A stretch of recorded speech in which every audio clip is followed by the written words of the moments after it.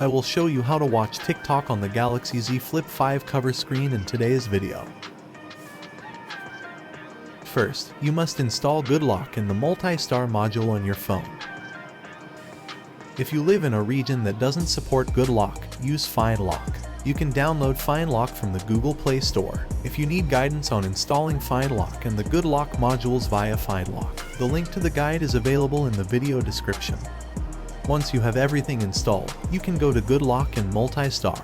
You can tap I Love Galaxy Foldable, followed by Launcher Widget. Next, you can tap Enable Launcher Widget, and the launcher option will turn on automatically.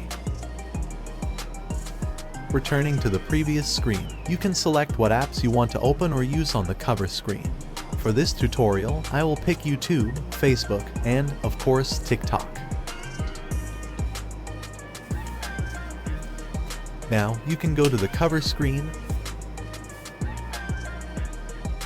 unlock the phone, and swipe left to find the Good Lock launcher.